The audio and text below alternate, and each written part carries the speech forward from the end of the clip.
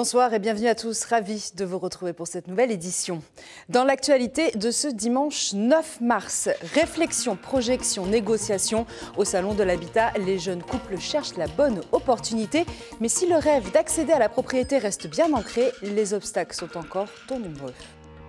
Un nouveau look hérité des Jeux Olympiques 2024. Le PK0 à Teahupo'o est devenu un lieu touristique incontournable. Du monde de Tahiti, les visiteurs affluent et participent à l'économie de la presqu'île. De la joie, des cris, des surprises. Mako Tevane, le grand vainqueur de la 8e édition du Eiva Taurea. Les collèges des îles ont aussi été récompensés. Entre spectacle et émotion, la soirée de remise des prix a tenu toutes ses promesses. Plus de 4000 coureurs au départ de la Tahitienne. Belle démonstration de force des Tahitiens à la soirée de combat de MMA en Nouvelle-Zélande. Un podium 100% tahitien à la Haloa Aito à Hawaï. C'est le programme de votre page Touaro Sport présenté par notre journaliste David Chang. Et puis notre Fénois d'avant de ce dimanche nous emmènera à la rencontre d'une artisane aux doigts de fée et au cœur en or. Mama Faoura a de multiples talents. Son leitmotiv, magnifier la matière première de Polynésie et transmettre aux plus jeunes. Devenir propriétaire au Fénois est-il devenu un luxe? Si la majorité des jeunes ménages souhaitent investir ou acheter, entre taux d'intérêt et prix des matériaux, se projeter dans l'immobilier devient vite un rêve. Et pour le réaliser, il faut redoubler d'efforts. Apport conséquent, conseils avisés, de nombreux jeunes couples ont profité du Salon de l'Habitat pour se renseigner. Mélissa Chang, Mirko Van Foof. Réflexion et négociation animent les échanges, mais derrière les visages enthousiastes et concentrés, la réalité des prix de l'immobilier pèse lourdement sur la plupart des jeunes ménages. Tous attendent un coup de pouce financier. Je pense que ça reste un des projets de tous les jeunes de nos jours. Par contre, au niveau de la vie, ça a vachement augmenté. On attend tous le taux zéro pour l'investissement dans l'immobilier. Par contre, on attend de voir les conditions. Annoncé pour juillet 2025, ce prêt à taux zéro pourrait faciliter l'accès à la propriété pour certains primo-accédants. Nike, père de 2 jeunes enfants, reste à l'affût des bonnes opportunités, mais la concurrence reste rude. Les prix sont très élevés maintenant entre Aru et Paea parce qu'il y a beaucoup justement de personnes qui investissent justement pour faire du locatif derrière. Et c'est un peu compliqué pour nous qui cherchons justement à construire notre propre foyer pour y habiter. C'est très compliqué. 10 ans après son premier achat, ce couple envisage de construire à nouveau sur un terrain familial, mais la réalité du marché immobilier a tempéré ses espoirs. Les matériaux coûtent cher, du coup le prix des maisons sont assez élevés. Et nous qui pensions avoir une belle enveloppe, en fait on se rend compte qu'avec tout ce qu'on doit faire, on n'a peut-être pas assez, quoi. Les jeunes ménages repensent leur vision de l'avenir et se montrent de plus en plus attentifs aux enjeux environnementaux. Honnêtement, c'est vraiment par rapport à l'écologie. C'est-à-dire qu'ils savent que derrière, s'il faut venir des agrégats, ils ont ponctionné ces agrégats dans les rivières. Et maintenant, justement, il y a cette réflexion qui se met en place. Le rêve d'accéder à la propriété et de bâtir son cocon familial reste bien ancré dans les esprits, malgré les obstacles.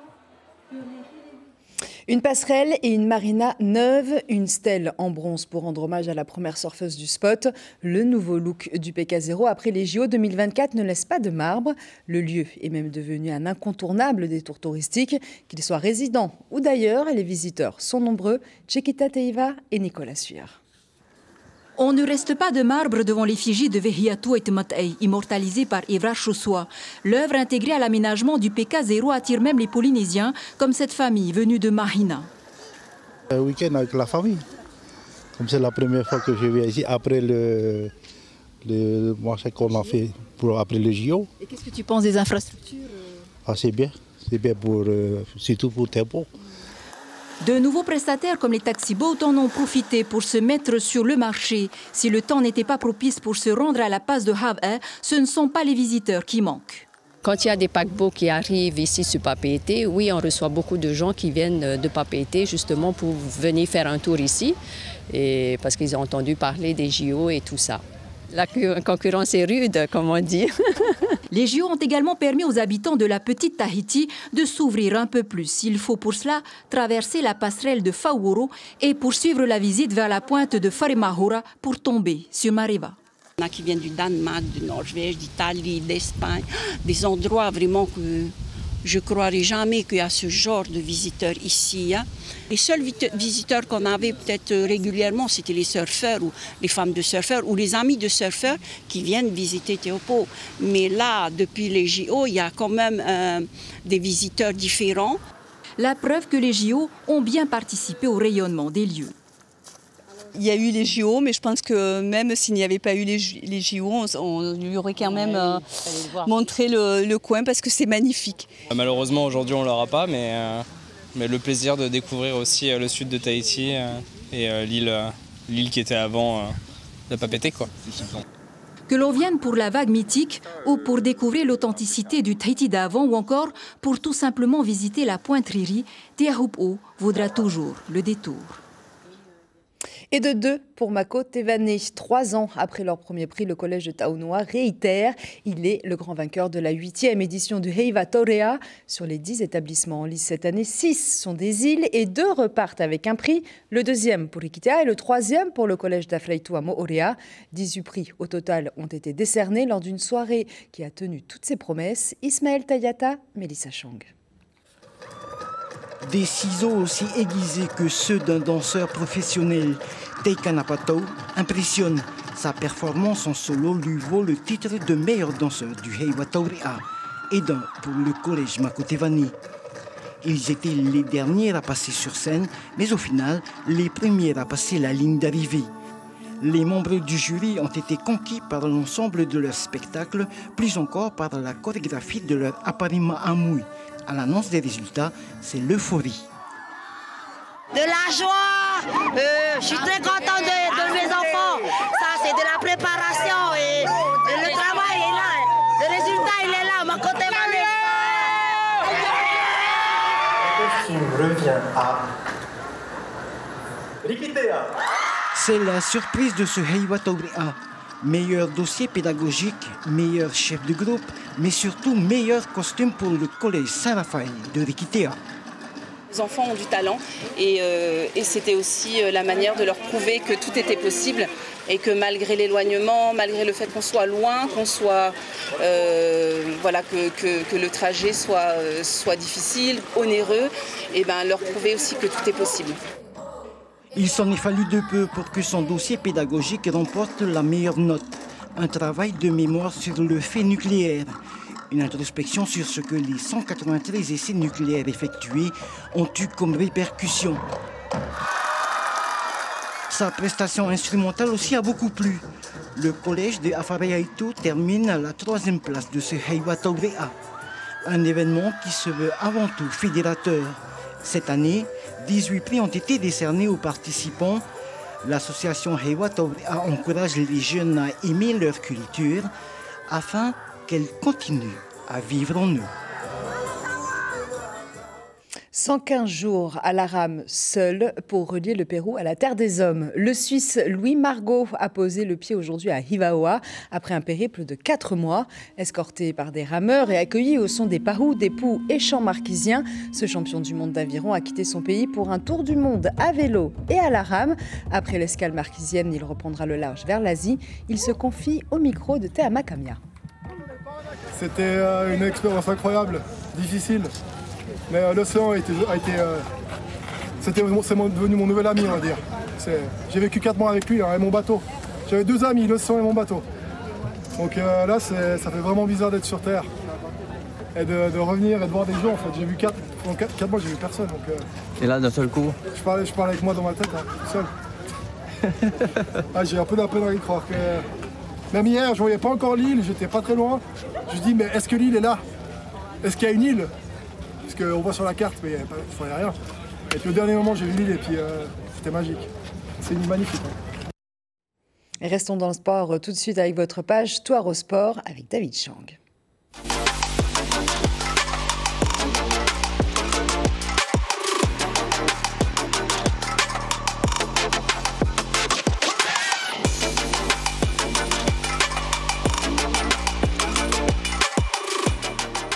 Bonsoir à tous, bienvenue dans cette nouvelle édition. La tahitienne a eu lieu hier après-midi à Pirée.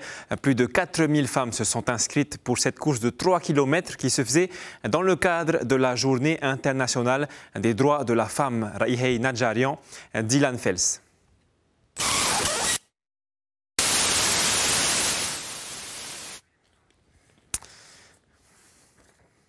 Petit problème technique, excusez-nous pour ce petit problème de son. Un mot de MMA en Nouvelle-Zélande avec les victoires de Raiheri Dudes et de Tama Hikili vendredi soir lors du 20e Shuriken Fight Series. Les deux Tahitiens se sont illustrés. Le premier face au Colombien Juan Rincon au point et le deuxième face au Néo-Zélandais Kevin Pratt par KO.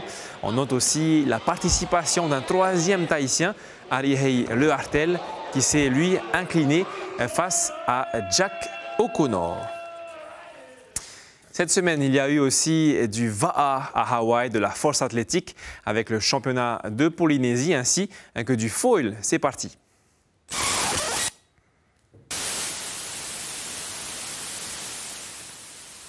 Décidément, beaucoup de problèmes techniques ce soir. Retour maintenant sur l'événement de la semaine. Il s'agit de la RTT Rangiroa Pro qui s'est déroulée à Rangiroa de lundi à vendredi.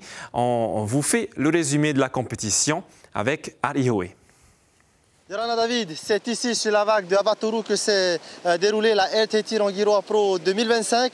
Le grand vainqueur, le Hawaïen Finn McGill. Tout de suite, le résumé, regardez. Premier jour de compétition, la plupart des surfeurs tahitiens doivent passer par le premier tour. C'est là que certains locaux obtiennent leur ticket pour le deuxième tour comme Vehiatua Prunier, Gilbert Ave ou Honu David. Mais on note surtout, dès la première série, la sortie du surfeur local du spot, Te Arenui Teinaure. Fallait tomber sur les bonnes vagues, hein. Après ça c'est juste la priorité aussi. Il y a des bonnes vagues qui arrivent, mais t'as pas la priorité. Au deuxième tour, les Hawaïens sont les plus nombreux à se hisser en tête de leur série, à l'image de Kalanoeo Desoto, Finn McGill ou encore Cheyenne Crawford, premier au classement WQS. Dans leur série, Mihimana Bray, Teiva Teirua, Turuar Itu et Vehiatua Prunier se qualifient. Il y a de bonnes vagues, hein, assez stratégiques quand même, parce que ça ferme de temps en temps. Il faut bien choisir sa vague. Mais si tu tombes sur la bonne, ben, tu peux taper des hauts scores, hein. Tu peux aller dans les scores excellents, hein, comme celui qui a fait premier, il a fait des 8 points. Hein. Deuxième jour de compétition, Turuar Itu, Vehiatua Prunier et Mihimana Bray se qualifient pour les quarts de finale, mais aucun n'arrive à aller au-delà. La finale sera 100% hawaïenne. Finn McGill contre Cheyenne Crawford. Ce dernier reste très actif mais ne pourra pas rivaliser face à la dernière vague de Finn qui lui permet de remporter cette édition et de se qualifier pour les Challenger Series. Très content d'être venu ici à Rangiroa et d'avoir gagné. Je suis venu, j'ai tout misé pour me qualifier pour les Challenger Series. Cheyenne Crawford en rouge termine à la première place du classement WQS 2024-2025. Excusez-nous pour cette série de problèmes techniques. C'est déjà la fin du Toaro Sport de cette semaine. On se retrouve la semaine prochaine. Tout de suite, retrouvez Suliane Favnek pour la suite de votre journal.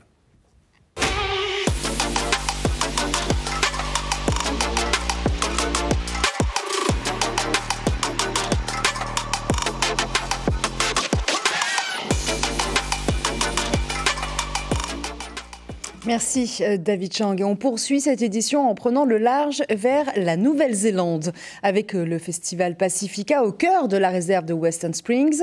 33 ans qu'il met en avant la richesse des cultures océaniennes. Il est l'un des plus grands festivals du genre et permet de connecter les communautés le temps d'un week-end. Chanteurs, danseurs, orateurs, performeurs, 11 scènes ont accueilli un millier d'artistes de la région. Restons dans le Pacifique, mais cette fois du côté de Hawaï. C'est dans cet archipel que la pirogue Hokulea est née. Il y a 50 ans, le 8 mars 1975, elle est mise à l'eau pour la première fois. Sa destinée, effectuer un seul voyage afin de prouver que les Polynésiens savent naviguer sans instrument. Depuis, elle a fait du chemin. Plus de 270 000 miles nautiques plus tard, elle est célébrée par des milliers d'Océaniens, là où elle a vu le jour sur l'île de Oahu. Matei Tutave. C'est ici, il y a 50 ans, que Hokulea a touché l'océan pour la première fois. Kualoa a été choisi comme site pour de nombreuses raisons. L'une d'elles, son histoire liée à celle du héros Tafai, ce navigateur que l'on retrouve un peu partout en Polynésie.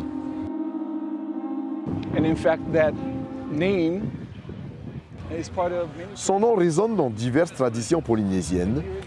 Ici, sa demeure se trouvait à Hakipu'u. Lors d'un de ses voyages, il rapporta avec lui les premiers Uru. Une de nos vallées porte d'ailleurs le nom de Puna. On y trouve les descendants des premiers plans de Uru qu'il a rapportés. Plusieurs centaines de personnes célèbrent la naissance de Hokulea. Elle a inspiré le renouveau culturel que l'on voit aujourd'hui. Depuis les années 70, en plus de la navigation, le hula, la langue, les pratiques culturelles diverses ont refait surface à Hawaï. À l'époque pourtant, les choses étaient bien différentes, comme nous le raconte Neinoa Thompson. You know, I was here when she was launched, but I was young. J'étais là le jour de la mise à l'eau de Hokulea. J'étais jeune et n'avais aucune connaissance de la navigation. Je ne savais même pas qu'à 2400 000 marins au sud de nous se trouve l'île de Tahiti.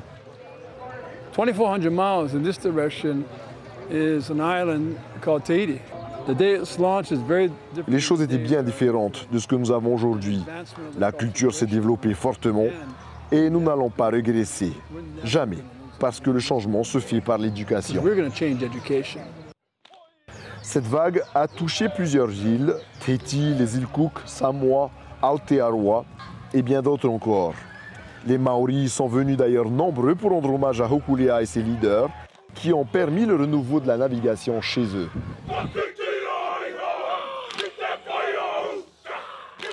We've done pretty much our own thing since. Developing our own... Depuis, nous avons fait les choses de notre côté. Les principes sont les mêmes que ceux que Mao et Neinoa nous ont appris, mais nous les avons adaptés au contexte maori. Les célébrations se poursuivront toute cette semaine. C'est aussi le moment pour les membres d'équipage de Hokulea de préparer leur prochain voyage, celui qui les mènera autour du Pacifique. Un voyage qui débutera en mai prochain. La première escale sera à Tahiti. Couture, bijoux, couronne, elle a 58 ans et sait tout faire. On est en 2000 et Mama Faoura est une artisane incontournable. Notre Fénois d'avant de ce dimanche nous embarque à la rencontre de cette artiste à la dextérité et créativité impressionnante, un talent qu'elle met au service des autres. Son leitmotiv, transmettre et inspirer les jeunes. Portrait signé Sophie Pillard et J. Ducot.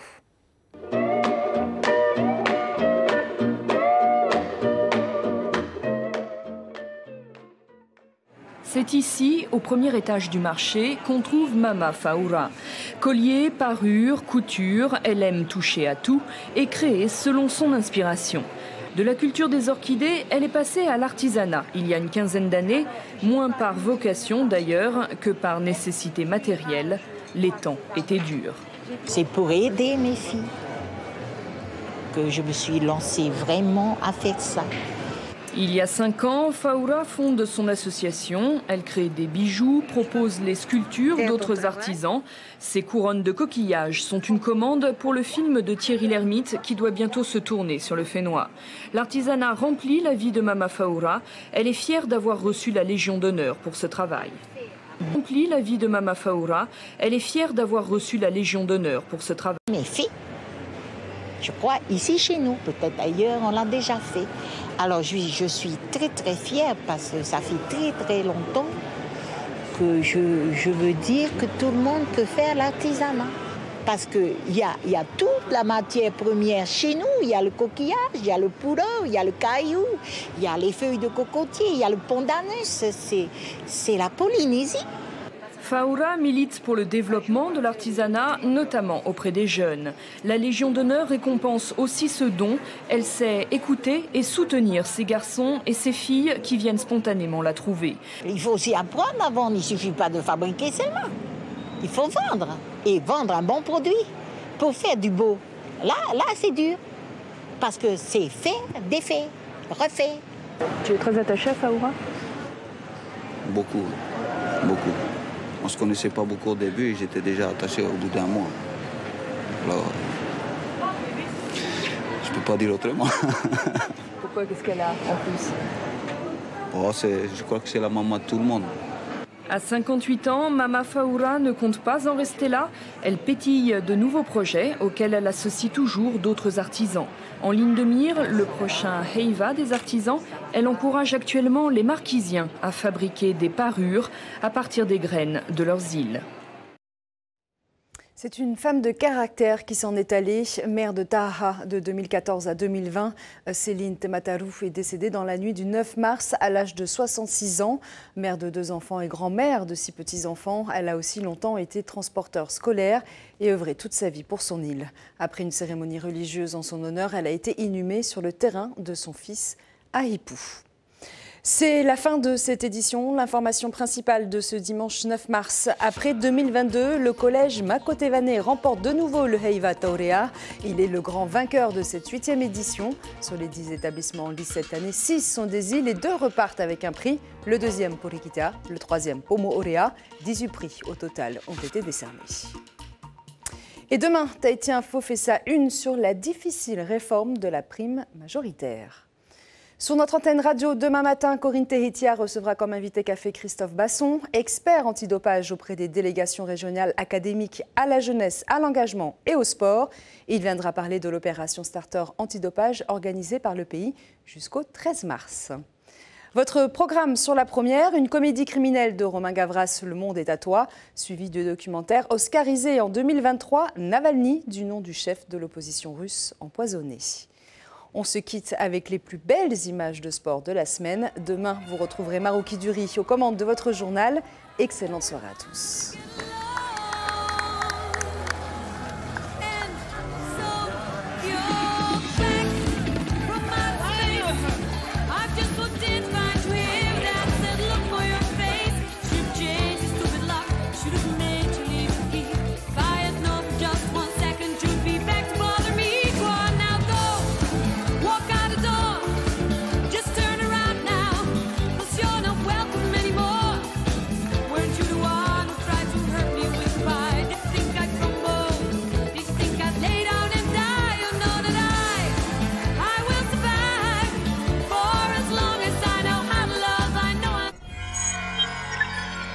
Retrouvez ce programme en replay sur notre site internet.